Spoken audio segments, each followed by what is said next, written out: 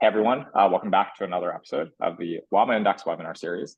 Today, excited to host Div, CEO of MultiOn. And so many of you probably know what MultiOn is, but for those who don't know, and Div will probably say more than I'm able to, but it's basically a platform for helping you build web agents that can basically navigate the web, perform actions, synthesize information, and so on and so forth. And so I'm also personally interested in basically seeing what you guys have been cooking up. But basically, the overall topic of this is, the web, and then how do you basically apply LLM-powered agents on top of that? And then what does this mean in terms of development for those of us in the audience today? So passing it over to you, Div. Totally. So hi everyone. Great to meet you. So very excited about the kind of web agents we're building and how we see the future of say the internet and interacting with the digital world as these agents evolve, they become more powerful, especially over the next couple of years. I think so what I will do is I can show some a lot of demos of what we're doing and what we're cooking, but also just very excited about where things are headed. Just if you imagine 5 years from now, I think there'll be so many different agents. My belief is you'll have 50% AI, 50% humans, and you'll be living in a very different world, and a lot of things will change. And I think it's just very exciting to see how will the technology evolve, how will all this autonomous agents evolve, especially once you have a lot of real world usage. So it's just very exciting. And this is one of the demos we did last year. So I would say this is the first flight to be fully booked by an autonomous agent end to end. And what we are doing here is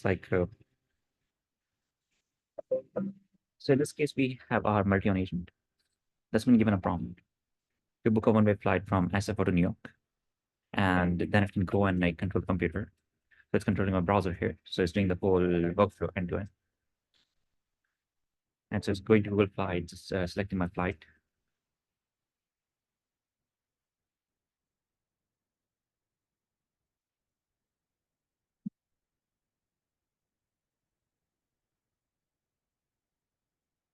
And then it can autonomously navigate on the United interface.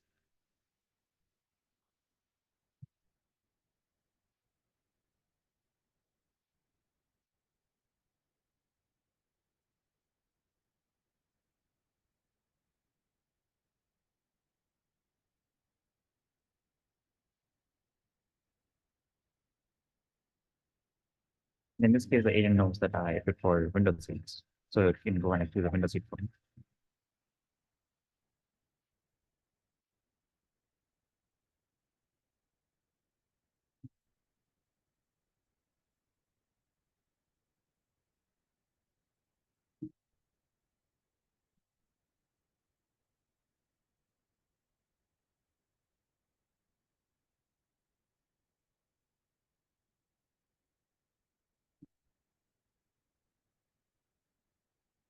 Finally, the agent in this case can actually purchase things from me. So it can actually go and buy this flight ticket. And then finally, I have the full flight book for me. And so this is very powerful in this sense. It's showing this kind of new capability where I can just ask the agent, okay, can you go and make this flight? And it's going and doing the whole thing end to end. And I don't have to do any interactions. I don't have to navigate with complex interfaces. And it can actually have say purchasing power.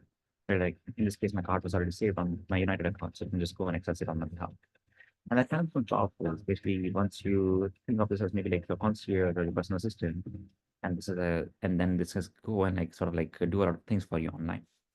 And this is kind of the world I think we are headed towards, where we'll have a lot of these agents running in the cloud, and then you can simply chat with them or maybe call them and say okay, I want this thing to be done, and the agent will run and will get all the things done. And then you will basically be okay, here's your flight ticket, here's maybe whatever activities you want to book, and so on. And that kind of becomes a very different world, because you'll just be saving so much time, which normally you have to spend a lot of time doing planning and finding out different options.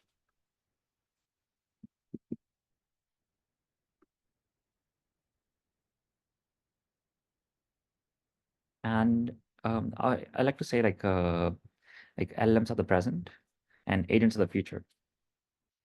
And right now, I think we see a lot of chatbots, even if you look at GPT or whatever, Llama and things that are coming out. It's still I would say that the most pervasive thing are still LLMs. But like LLMs are really good for chatting. Like, okay, like they can like tell you information, but they are not going and doing things for you. But once you have these agents that can act on your behalf, that are like automations that you go to tell them to do something and then the job gets done. I think that's gonna be the future, and that's gonna change how we do things. So it's gonna be a very big revolution, the internet, or like even like if you think about like mobile phones. So I think like agents are going to be the next wave where like once this thing works and like okay, like it just completely changes the paradigm of how we as a society are doing like a lot of things online.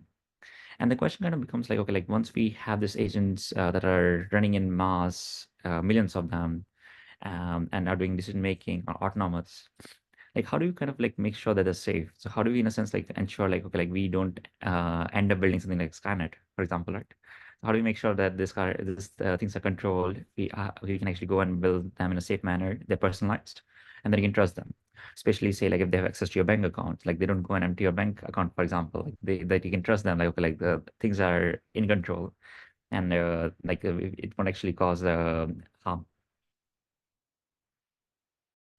And this is one of the problems we're trying to solve at MultiOn, where we are aiming to create this AI that can handle tasks for you in the background for any sort of like new experiences that you want to build. And so we're building this kind of agents that are let's say, like booking flights, ordering food, doing a lot of complex automation tasks. And then you can actually just use them from our APIs, which we just released like a couple of weeks ago.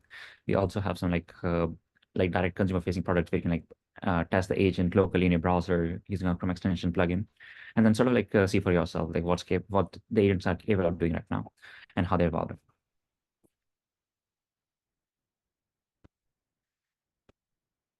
Let's see. I might show some more capabilities. I will just fast forward this for the sake of time.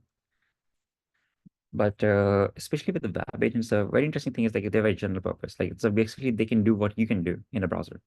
And so they're not restricted by like the website you're working on, or they're not restricted by like the action space. Like if you have like APIs, if you train on a subset of APIs, you can only work on that subset of APIs. You won't be able to generalize.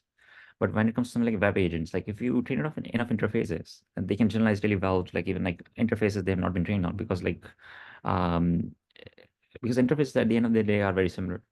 And then that just gives a very good generalization capability, which I think becomes very, very powerful, especially if you have the right amount of like compute and data that you can train this on. So in this case, like the agent is going and it's finding these books and adding them to the cart.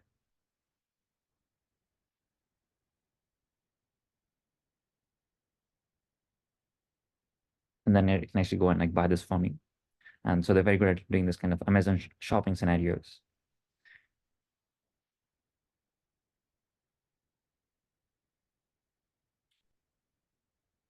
Similarly, you can have the agent say send like calendar invites, for example.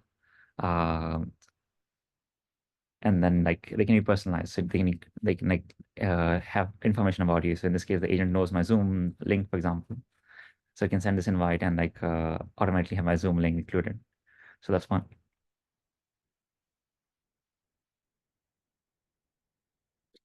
And then you can go and do much more complex things.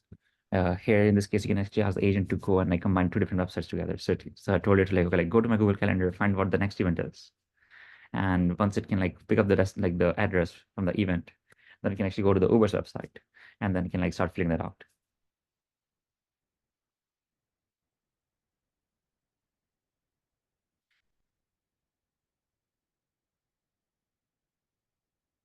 And in this case, the agent already knows my home address. So it can fill my home address and pick up the destination address from the calendar. And so it can fill in the destination address. And then it's pretty much good to go.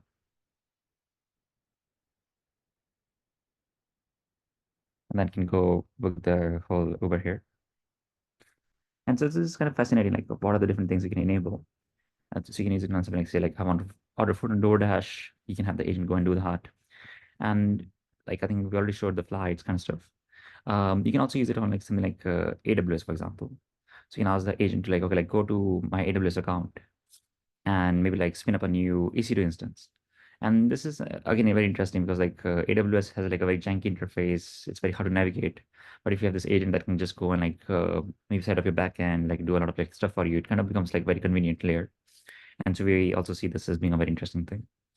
And this kind of just shows the capabilities, like because like once these agents like right now they're like still working at human speed, it might be actually faster for me to do this myself right now. But like once this agents become like 10x faster over this year, and so they become like very, very reliable, they're running in the cloud, you can have millions of them running anytime.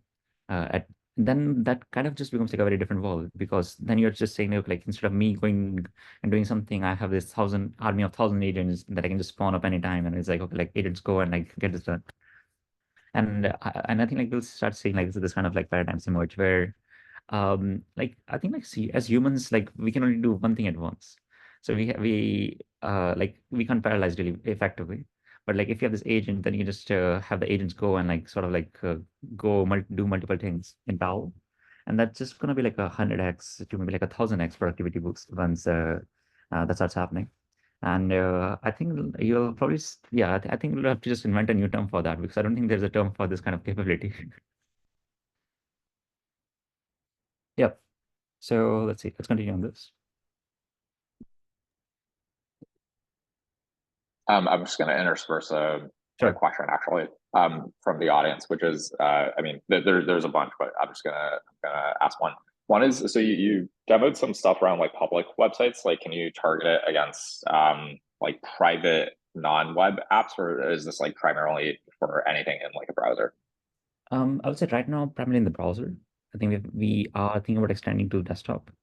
But we've definitely seen like the browser is just like a very powerful layer, because most of the activity on a computer, like most people spend 80% of the time in a browser while they're using a computer.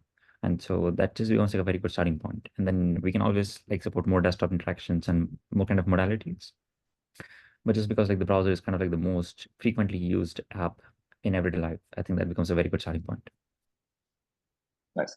And then the other quick question was, I don't know if this was in the video, but one of the audience questions was around human feedback. I know there's like a pause button. I see that, but like, how do you basically control or stop it if things are going wrong? Right. Yeah, that's a good question. Like right now, I think like what we do is like you have this pause button, so you can see what the agent is doing and pause it. And I think we have been building a lot of like stuff like around confirmation, where like instead of the agent just going and buying like end to end, it will like put something in your cart and then ask you, okay, like I found this item, I'm putting this in your cart. Here's what the price looks like. Here's the other description, and then you can simply say like confirm like whether this is correct or not. So if you confirm with the agent, okay, like this looks good, go ahead and like buy this for me. Then it can actually go and do that. But that kind of gives like a good like safety lever in a sense, where like okay, like it can go and like do those things, but it will stop, and then it will ask me for okay, like should I actually go and like buy this for you, or like if there's anything that can be like risky or irreversible, and then it can like do that. And I think like we try to identify okay, like what are some situations which are irreversible. So if something is reversible, you can recover from it. But like if you want to do a purchase, that's kind of irreversible, and unless you actually go and return the item, which is like hard. And so we can ask the agent. We have sort of tuned the agent to stop before anything that's irreversible, and then the human can interject, confirm, and then like go through. Interesting. Cool. Yeah. Um, and we see like a lot of like different aspects when it comes to building this kind of agents, especially around like actions. How can you have them be more human-like? Doing like more computer interactions, and also like a lot of stuff around like long-term memory. How do you personalize? And what are kind of like the future directions we can like push this systems towards? And when it comes to building these agents, I think like one key thesis we have is like humans will communicate with AI using natural language, and like this kind of AI systems will operate machines, which will be more intuitive and more efficient. Just because like right now, if you look at like everyday like activities, like you spend so much time just like doing like a lot of like copy pasting or operating spreadsheets or very, very manual tasks which are very repetitive. But if you can just communicate with the AI, like okay, like this is what needs to be done, and the AI is able to operate the computer, spend like it's going and doing the low level tasks, that unlocks a lot of like creativity and like time for us, where we are just like more like high level controllers, and then the AI is the low level controller doing like the actual operations. And that kind of becomes very, very powerful, and will just I think again will sort of become the dominant way we are interacting with technology. I actually have a blog post about it. This is called Software 3.0. So feel free to check out. And for agents, I think like we kind of want to build them, because like usually like just a single call to a model is not enough. You kind of want to do much more by building like a system. And the system in this case might have like chaining, it might have reflection, it might have other mechanisms. And you want to like think about a lot of things when it comes to agents, like especially memory, like how can you have long-term memory? How can you have big context lengths? How can you personalize? How can you like take actions? How can you have like access to the internet and the web and so on? And then like how do you like do more complex things?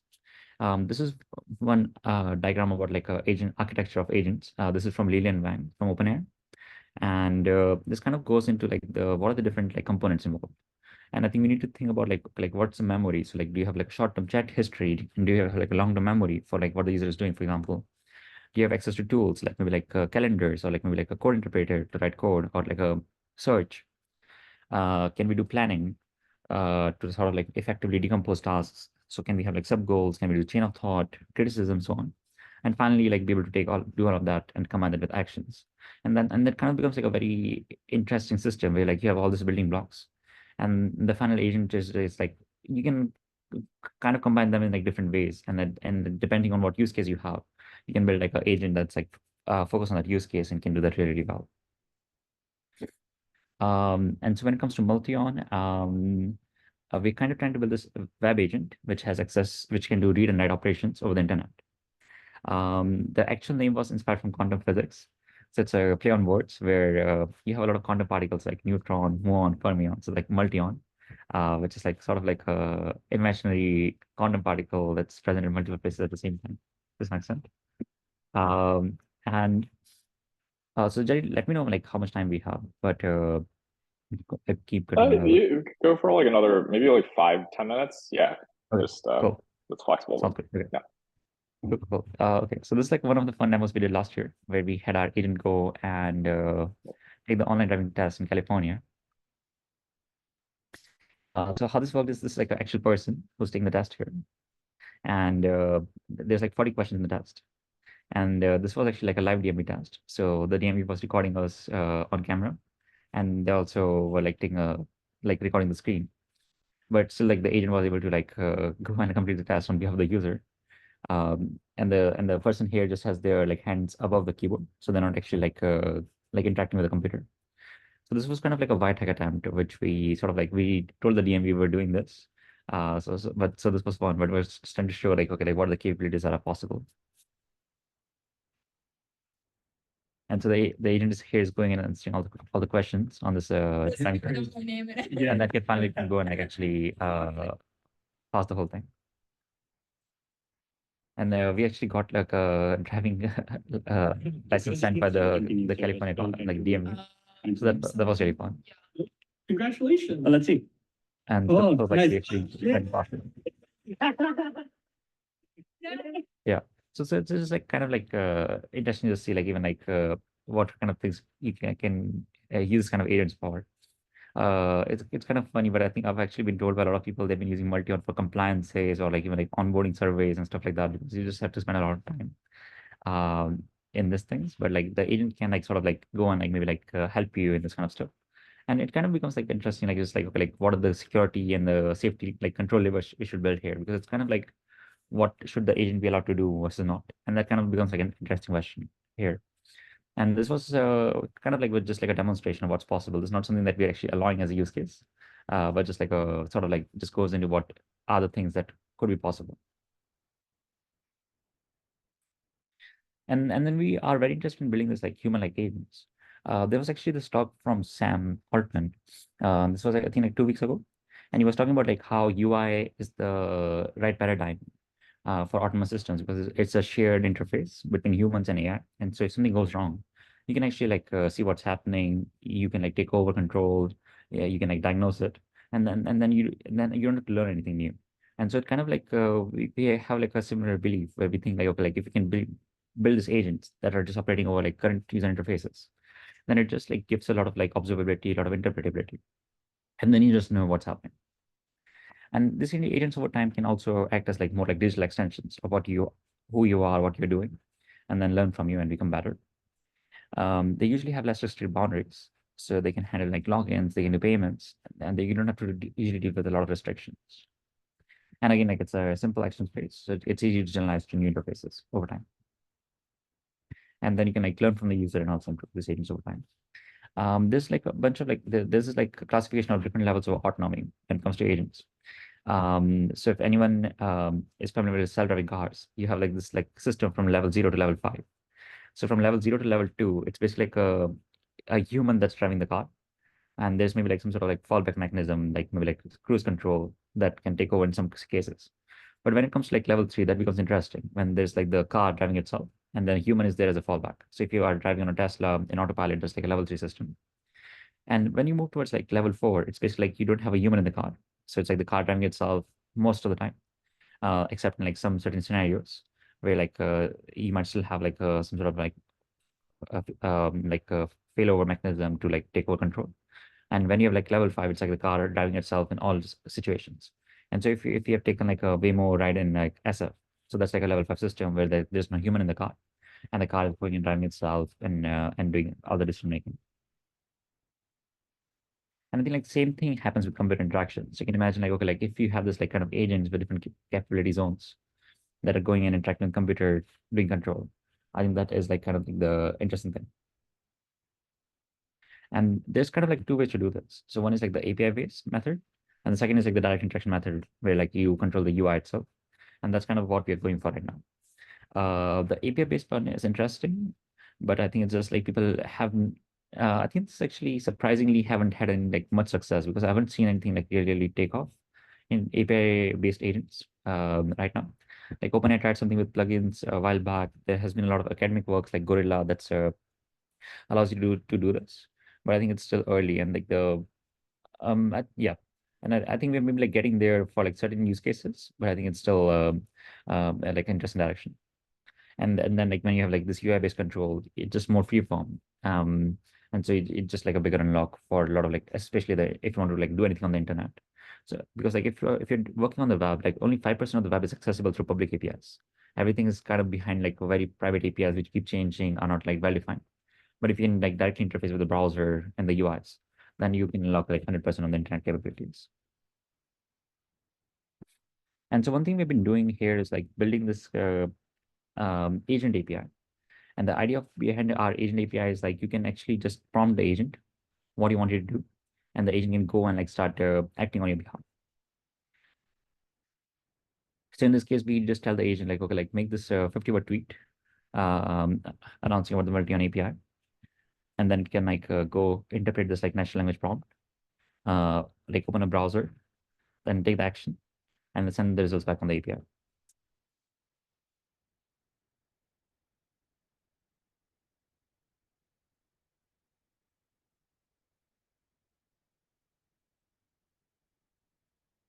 And so we also recently did this like integration with LlamaIndex, where you can just like call our APIs from LlamaIndex and have it like send cold emails for you, or like even like do like LinkedIn automation.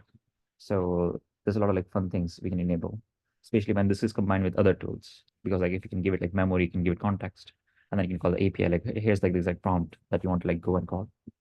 That was very interesting. And you can actually play with this on our platform. So we recently unveiled this like platform where we are hosting a lot of like browsers in the cloud. So in this case, you don't have to download anything. You can just simply say like do this thing for me. And in this case, what's happening is like we are running this browser in the cloud, and we are showing like a screencast to you where you can actually interact and with the browser and like take over control if you want to. But you can see what's happening, and then like the agent is giving the response back over the API. And then we can actually have millions of these browsers running in the cloud all the time, and then that are doing things. So this doesn't require any downloads, and this kind of becomes very interesting because you just have such a powerful sort of like modality to like have this agent go do things and like sort of observe what the agent's doing, train the agent to become better, and then like actually like plug that in into your own application.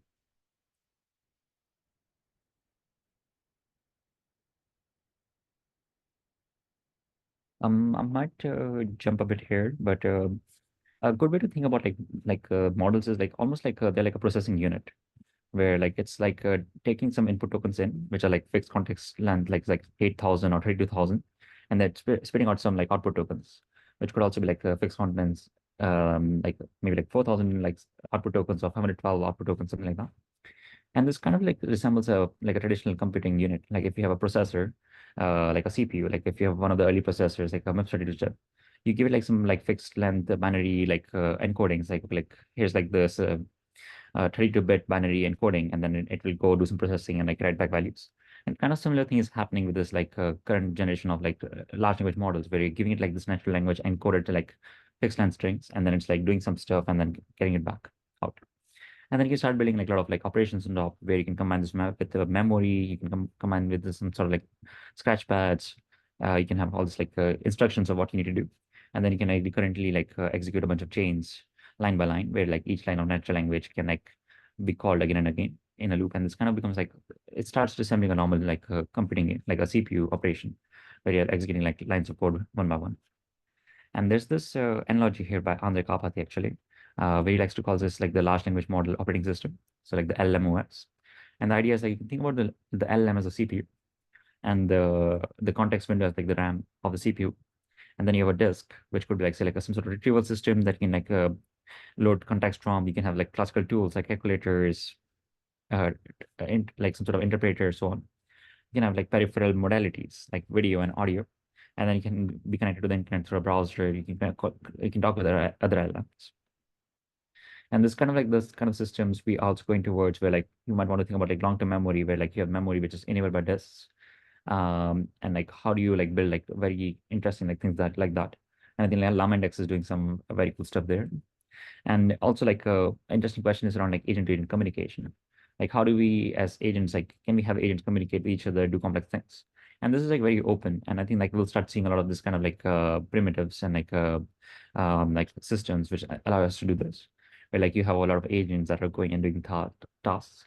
And this kind of like very interesting, because you can have a lot of unlock, especially on parallelization. Instead of having one agent that's doing things in a loop, you can have like a lot of like parallel agents running at the same time. And you can also have specialized agents for like doing different things. Like I can have an email agent, I can have a spreadsheet agent, I can have a Slack agent, whatever. And I can route the right task to the right agent. And there's still like a lot of challenges, especially around how do you do communication, how do you make sure things are robust, you don't lose information, you don't actually do the incorrect thing. And then like kind of building a hierarchies here. And I think this is still like an open question, like what's the right hierarchy? How can we sort of like orchestrate these agents, coordinate them? And maybe something like a human organization could be like maybe like a good example, where you could have a manager agent that's talking to a user, but the manager agent behind the scene is like has a bunch of worker agents that you can spawn up anytime and like have them do things for you. So things like that become, I think, interesting over time. There's like one final demo I can show. So what we are doing here is like we have taken a like we have like a, so this is for a hackathon. So we have a list of like a guest in a CSV with the names and emails, and we ask the agent to go and like send a LinkedIn Connect request to each person on the guest list. And so what's happening in this case is like we have this manager agent that can go and like spin up like a worker browser agent. So each browser is running a different agent, and then each agent is going and like doing something different.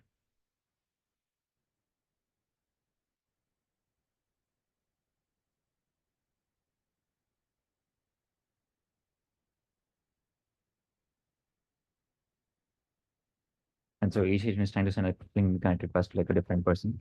And so this kind of becomes interesting.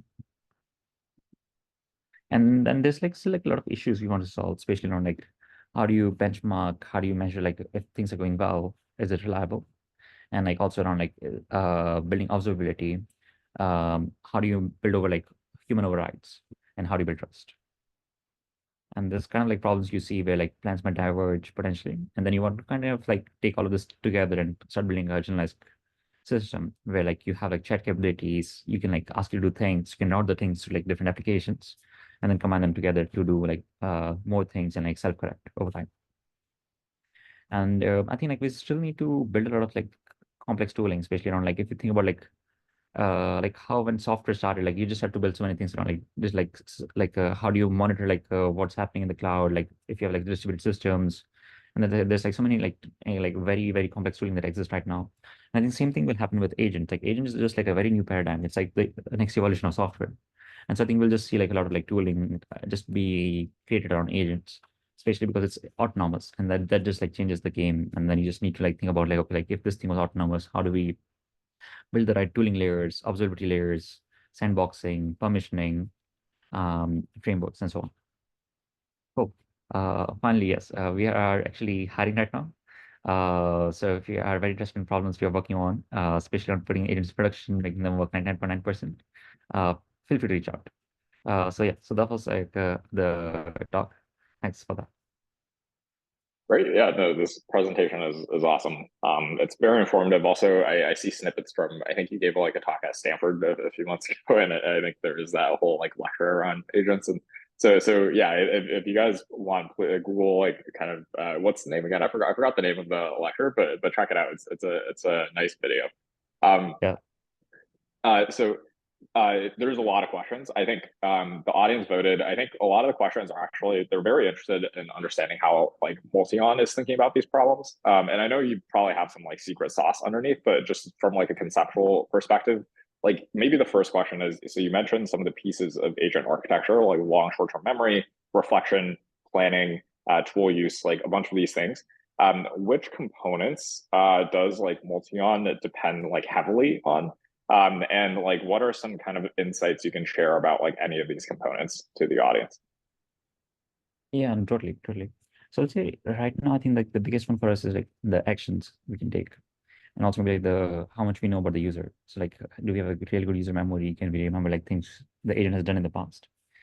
And I think like for web agents also, like how good are they on planning, I think becomes very important, especially if you wanted to go do like a really complex task.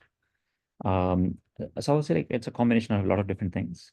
But we do see ourselves like maybe like in a sense like the thing the I would say the best way to think about MultiOn will be like we want to build something like it like can evolve to be like something like that resembles a virtual human. So maybe like some sort of like if you think about like maybe like if you have a personal assistant or executive assistant, can it go and resemble something like that? And can it have the right aspects to do that, which is like can do a lot of like logical reasoning? Can it like know a lot of things about you? Can it have access to your maybe like calendar and like maybe like personal data? And then can it actually like reliably go and like take actions and like build trust over you with you over time? Maybe kind of related to the idea of a personalized assistant, how do you actually, I was curious while you were going through the demos, how do you preload it with context? How do you basically preload it with information about yourself so that it kind of has some context as it's performing actions for you? No, totally. That's a good question. I would say like we have multiple ways to do that. So one way is like when you like sign up an account with us, we ask user to create a profile where they can like fill in like the name, address, maybe Zoom details, whatever they care about. And then you also give it like a sort of notes, so they can share some like free-form notes to the AI, like maybe like I like whatever, like you can say like I like pizza without toppings or whatever, and the AI just knows about it. And so if you want to like, so you can give it a lot of free-form notes, and then the AI can remember that information about you, and then like customize.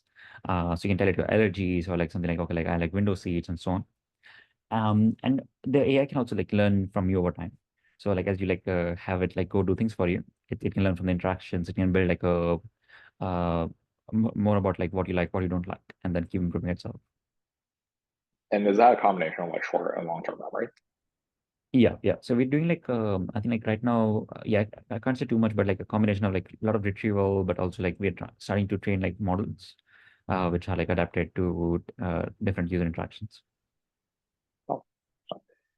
In terms of the going back into the UX a little bit more, how do you basically ensure that like one of the questions around like repeat consistency, that the model is able to like roughly follow stuff in a deterministic pattern, or is that something that you guys have tried to enforce? Yeah, I think that's interesting. Like I think like one thing we've seen with current generation of LLMs is just like there's no guarantees. Like it will follow the instructions 100%, and that kind of becomes tricky because like if you don't know or you can't trust it to follow something like 100%, then it's hard to build like a control around it. And what we do is like we sort of like do a lot of like criticism reflection, where like we ask the agent to go do something, and then we like can criticize the actions, verify they're correct, they're not accidentally doing the wrong thing. And also like I think I'm not sure if we show it in the videos, but now we have our agents sort of like output a plan, so they can go and output like okay, like here's this plan of what I'm gonna do, and then the user can like modify the plan or approve the plan. And if once the user approves the plan, then like the agent will go and start executing it. And that kind of like you in that way know like okay, like what the agent is going to do, so it's not surprising. One of the components you mentioned is around like reflection and just like self-critique, which is one of the core components of this like agent architecture. I'm kind of curious actually, because from a lot of personal experience and also just from other people trying this out, the main model that seems reasonable at this is like GPT-4, but also GPT-4 is really expensive. And so curious if you've like tuned the cost performance trade-off and been able to find like other models that work well for like self-reflection, like correction, evaluation type tasks. Yeah, that's interesting. That's interesting. Let's see. I would say yeah, definitely I think like Llama is interesting here because they have like smaller models and also seems to work really well. We also tried like the 5 class of models from Microsoft for self-reflection. I definitely think this required tuning, so we've been doing a lot of heavy fine tuning to make this work. But I think you definitely want like smaller models because you don't want to spend a lot of time in self-reflection, because like if you are like doubling the time it takes for outputting like to get the responses to the users, I think that's not a really good thing. So you want to keep the times to minimum as much as possible. The next sort of questions is around like failure modes and how you think about that. Because I think there's obviously going to potentially be instances where like the like MultiOn isn't giving like the correct answer, and so one of the threads is about like human feedback, and the other is potentially around this idea of like reflection, correction, all that stuff. Curious how you're thinking about like either current UXs for handling failures as well as like future UXs that you're interested in, because I think that was also a section in your slides. No, totally. I think like that's a big one. I think like one thing is just because it's like a web agent, it's actually parsing the web pages. We can be confident it's like not hallucinating compared to chatbot, because like it's actually going to the web page, finding the information, and then reading the information and telling it to you. So it's like more like okay, like you can trust like okay, like it actually went to the right website, and then it gave you what you were looking for, and then you can actually trace it back, like what website did it go to find some information for you. I think like one big thing we're starting to do is have this agents run in the background. So like in the demos, we show them everything's happening in the foreground, so you can see what's happening. But I think what's will happen like later down the road is like okay, like you just tell the agent and the things happen in the background, but you have a recording or like some sort of like interface you can go to and check what the agent is doing, and then like we can like, confirm what's happening. You can maybe also like reverse back, go back in the timeline, and like sort of like maybe like restart the job, like give it a correction, like okay, like I want you to do this again, but here's like the feedback, and then like it takes the feedback and then like recorrects and restarts. And I think that kind of becomes interesting. You can just think maybe like you'll have multiple browsers, and then you can open a browser, see what's happening in the browser, and be like, okay, like no, I don't like this thing. Let's go and do this again or whatever. And so each agent kind of becomes this browser, which you can like open the browser and see what's happening. But if you don't really care, you can just like sort of minimize the browser, and the browser is kind of running, but you don't care about it. Yeah, totally. That's interesting. That sounds very similar to the Devon interface, I think. But I mean, I'm sure there'd be differences, but I think the overall idea would be just like you have this like autonomous assistant, and then it's able to perform actions in the background. You're able to have a log of what's going on, and you can go in and actually undo, rewind a bunch of things, and like revert back to a former state. Yeah, I think that's kind of become well. I think that will start to emerge as the national paradigm, especially for background agents. You kind of just need this kind of like things running in the background, doing things, then you come and inspect. I think figuring that out for like more, I'll say like a non-technical user base, I think that becomes more interesting, because like if it's like developers, they're kind of used to this kind of modalities, like cron jobs, or they're having like this kind of like recordings and observability.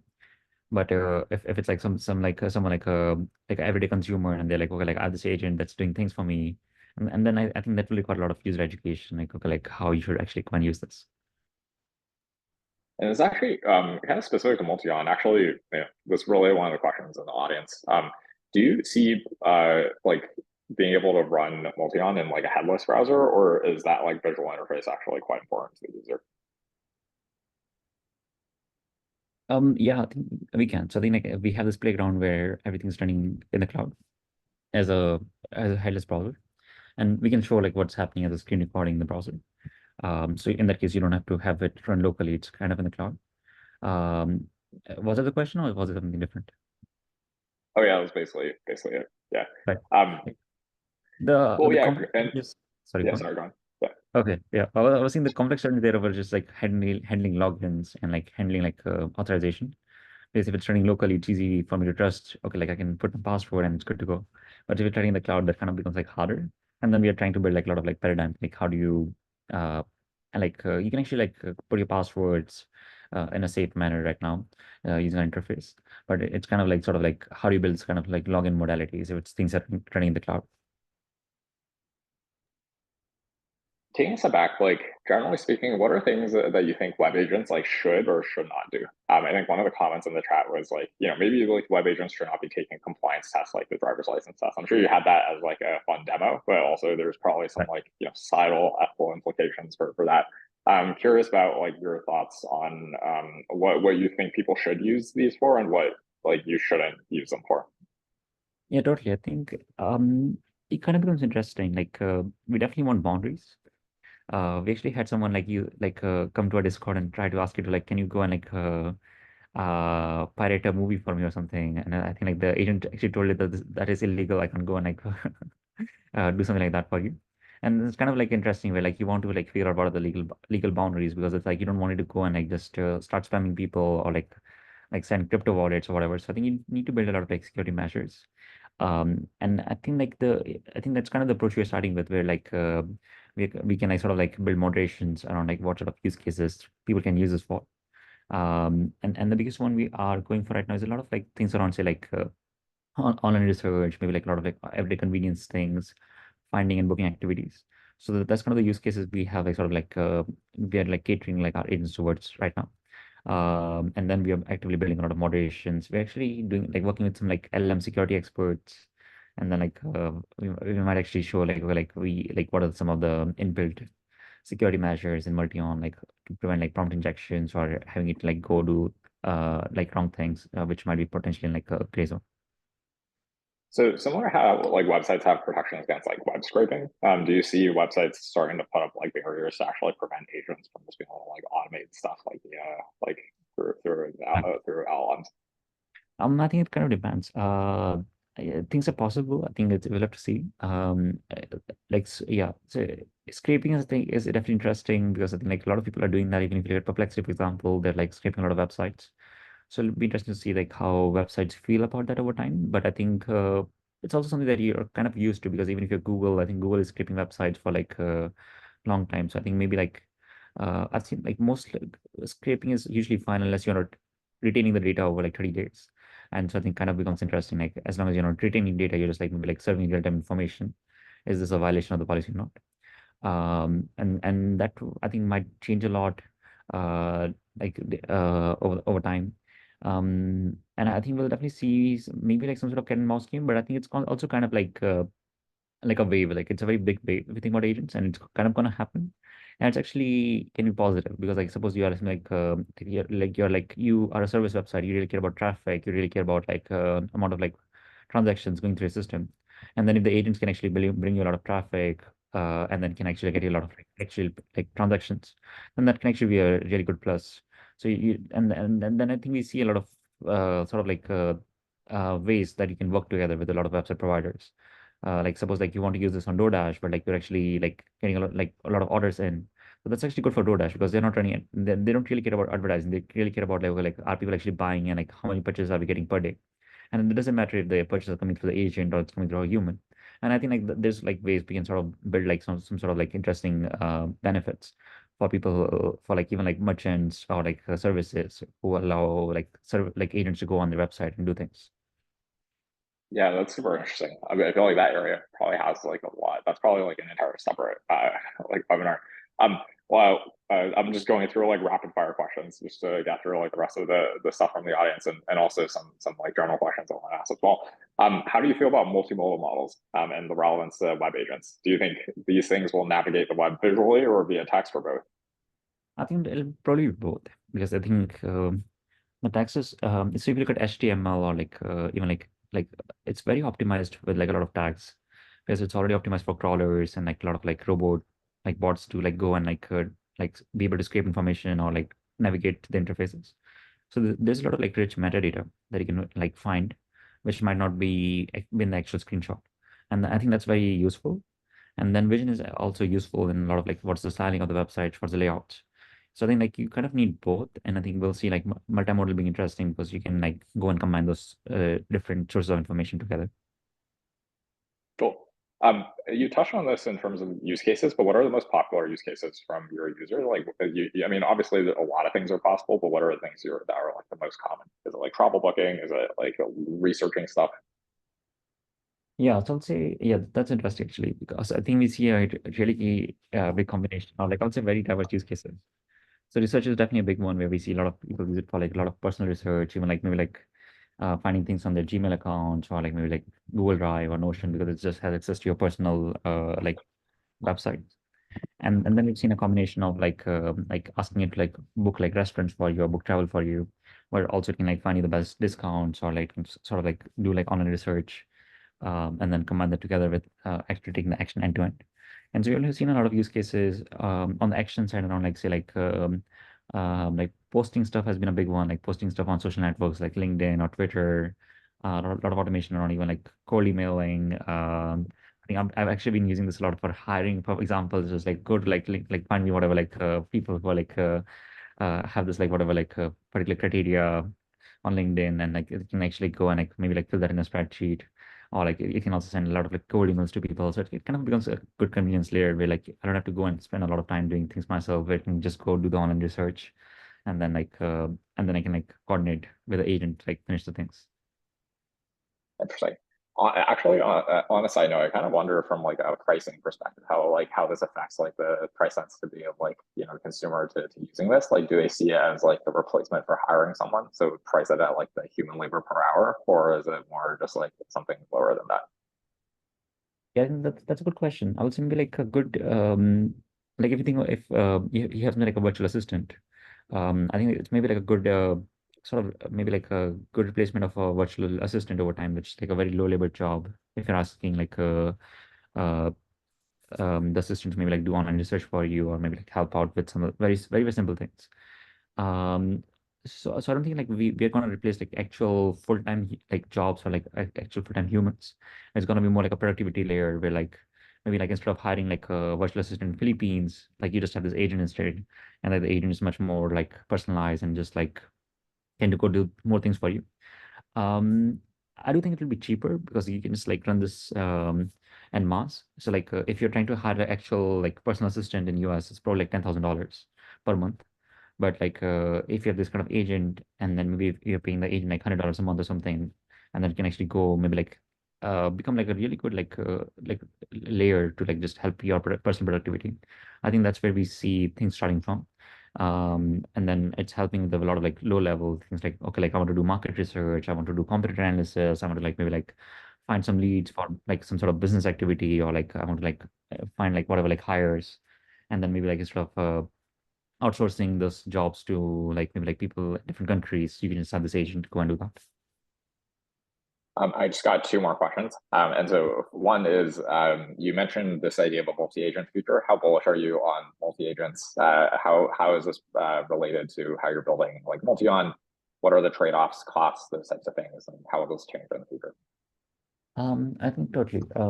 So I think multi-agent is something very excited about it. So I think we might be unveiling some things soon where we have a lot of like this agents running in parallel and okay, like coordinating together to do complex things. I do think like I'm a big believer in multi-agent systems. It's kind of like just unlocks a big amount of capabilities. Because if you have one agent, it can only go to one website at a time, and then it has to just recursively go to like, especially if you want to do research. Like if you have one agent that has to go do a lot of research, it will take a lot of time because it has to go through maybe like 100 different websites one by one. But if I can have this like a swarm of like agents running in parallel, each can go to a different website, find the right information, combine that together. And I think we're building like, some very interesting stuff around that, which I think we might like show in the next couple of weeks. But I do think like this can be a big unlock in terms of like what's possible. Cool. And then, I mean, the last question is more just like, is there anything that you want to present or chat about, or have me ask a question about that like I haven't asked so far? Let's see. And I think we're mostly good. I would say like we have a lot of things that are upcoming. And I can definitely like the LlamaIndex integration we did. I think that was a really good one where you can use it for like connecting with your personal data sources, and then like sending emails, or even like you want to send something on LinkedIn, then you can ask it to do build this kind of automation. especially as a cron job. So because you can just like schedule this like every 9 a.m. go do this for me. But yeah, so that's very interesting. I think like we are starting to go into this cron job direction where can you have schedules and you just say like, okay, like every this whatever like time go run this, and like and then you just like you don't have to go and actively like prompt it. So can you just like automatically go and like start running this kind of things? And I think that kind of becomes interesting because like right now you even with ChatGPT you have to give it a prompt and it takes actions. But if you can just take actions and just kind of like triggers automatically based on some sort of like location-based context or some sort of time-based context or something, I think that kind of becomes interesting. And so we're exploring a lot of things there, which we might be launching some very new things. Yeah. Awesome. Yeah. I mean, if there's a sneak peek of that, please feel free to shout it out during the webinar. Otherwise, it's fine. We'll look forward to it when it's out. Yeah. So you can check out our, Yeah. I think we did this software programmer thing, which we were calling Devon. I think it was kind of like just like a showcase of like, okay, like you can actually build like I think we actually had our agent go and like operate Replit. So you can go to Replit and it can like operate the IDE and then you can actually run code. So that was actually fun, where we actually had 4 different agents running in parallel. So one agent can go do research, one agent can operate like Replit, one agent can go and write code. This is kind of just like like showing like okay, like you can actually like build something like solve like a software programmer using like this kind of like click and mouse interactions. So it's almost like yeah, just like a fun demo. But I think that was actually showing some of our multi-agent capabilities. Sweet. Well, I know there were a lot of questions, but thanks, Div, for hopping on and answering all of them. Yeah, this is a great presentation. Thanks for the audience for the engaging questions as well. We'll have the video on our YouTube channel as always, and so if you need to drop off or join late, feel free to check it out on YouTube. So yeah, thanks, Div, for your time, and for everyone else, see you guys next time. That's